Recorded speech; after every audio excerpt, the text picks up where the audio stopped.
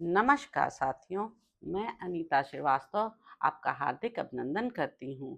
श्रीमद् वेद व्यास द्वारा रचित महाभारत के पंचम अध्याय के अंतर्गत आज का प्रसंग है भृगु के आश्रम पर पुलोमा दानव का आगमन और उसकी अग्निदेव के साथ बातचीत।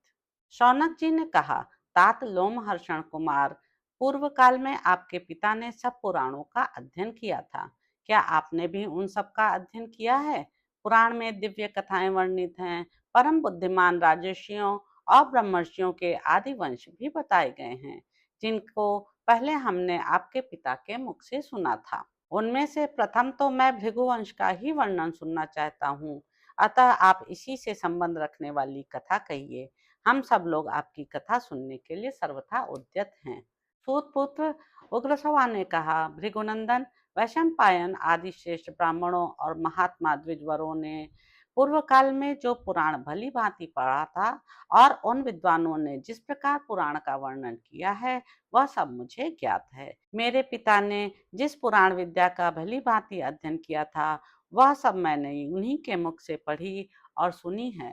भृगुनंदन, आप पहले उस सर्वश्रेष्ठ भृगुवंश का वर्णन सुनिए, जो देवता, इंद्र, ऋषि और सद्गुणों से पूजित है। महामुने, आपके इस अत्यंत दिव्य भार्गव वंश का परिचय देता हूँ। यह परिचय अद्भुत और युक्ति युक्त तो होगा ही, पुराणों के आशय से भी संयुक्त होगा। हमने सुना है कि स्वयंभू ब्रह्मा जी ने वरुण के यज्ञ में महर्षि भगवान भृगु को अग्नि से उत्पन्न किया था। भृगु के अत्यंत प्रिय पुत्र च्यवन हुए, जिन्हें भार्गव भी कहते हैं। च्यवन के पुत्र का नाम प्रमति था, जो बड़े धर्मात्मा हुए। प्रमति के धृताची नामक अप्सरा के गर्भ से रुरु नामक पुत्र का जन्म हुआ। रुरु के पुत्र शुनक थे, जिनका जन्म प्रमद्वरा के गर्भ से हुआ। शुनक वेदों के पारंगत विद्वान और धर्मात्मा थे। वे आपके पूर्व पितामह थे। वे तपस्वी, यशस्वी, शास्त्रज्ञ तथा ब्रह्मवेत्ताओं में श्रेष्ठ थे।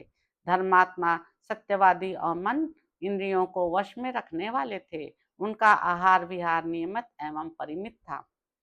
शौनक जी बोले, सूत्रपुत्र, मैं पूछता हूँ कि महात्मा भार्गव का नाम च्यवन कैसे प्रसिद्ध हुआ, यह मुझे बताइए। उग्रश्रवा जी ने कहा, महामुने, भृगु की पत्नी का नाम पुलोमा था।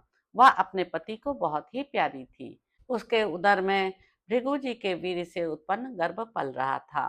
भृगुवंश शिरोमणि पुलोमा यशस्वी भृगु की अनुकूलशील स्वभाव वाली धर्मपत्नी थी। उसकी कुक्षी में उस गर्भ के प्रकट होने पर एक समय धर्मात्माओं में श्रेष्ठ भृगु जी स्नान करने के लिए आश्रम से बाहर निकले। उस समय एक राक्षस, जिसका नाम भी पुलोमा ही था, उनके आश्रम पर आया।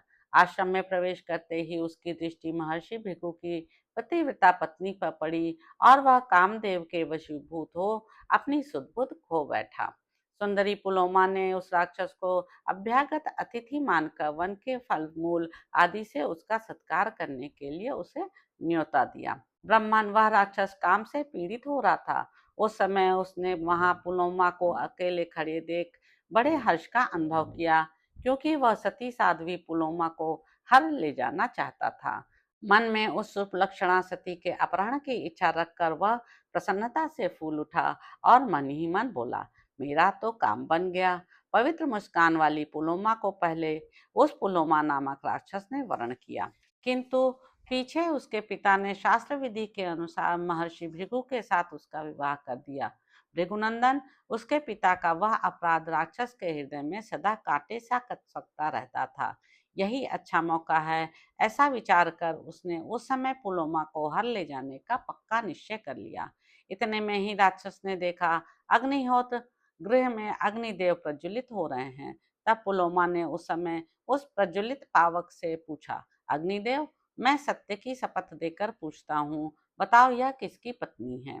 पावक, तुम देवताओं के मुख हो, अतः मेरे पूछने पर ठीक ठीक बताओ। पहले तो मैंने ही इस सुंदरी को अपनी पत्नी बनाने के लिए वरण किया था, किंतु बाद में असत्य व्यवहार करने वाले इसके पिता ने भृगु के साथ इसका विवाह कर दिया। यदि यह एकांत में मिली हुई सुंदरी भृगु की भार्या है, तो वैसी बात सच सच बता दो, क्योंकि मैं इसे इस आश्रम से हर ले जाना चाहता हूँ। वह क्रोध आज मेरे हृदय को दग्ध सा कर रहा है। इस सुमध्यमा को जो पहले मेरी भार्या थी, भृगु ने अन्यायपूर्वक हड़प लिया है। उग्र सवाजी कहते हैं, इस प्रकार वह राक्षस भृगु की पत्नी के प्रति यह मेरी है या भृगु की, ऐसा संशय रखते हुए प्रज्वलित अग्नि को संबोधित करके बार बार पूछने लगा। अग्निदेव, तुम सदा सब प्राणियों के भीतर निवास करते हो।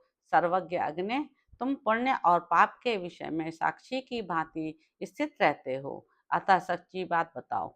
असत्य बर्ताव करने वाले भृगु ने, जो पहले मेरी ही थी, उस भार्या का अपहरण किया है।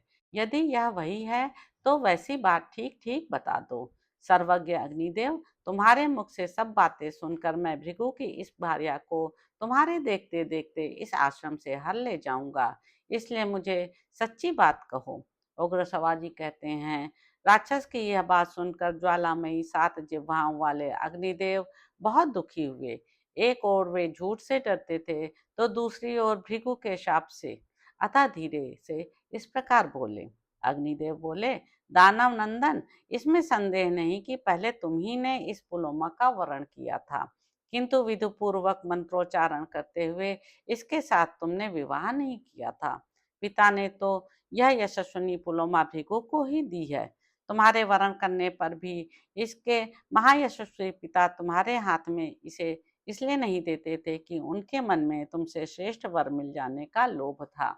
दानव, तदंतर महर्षि भृगु ने मुझे साक्षी बनाकर वेदोक्त क्रिया द्वारा विधि पूर्वक इसका पाणी ग्रहण किया था। यह वही है, ऐसा मैं जानता हूँ। इस विषय में मैं झूठ नहीं बोल सकता।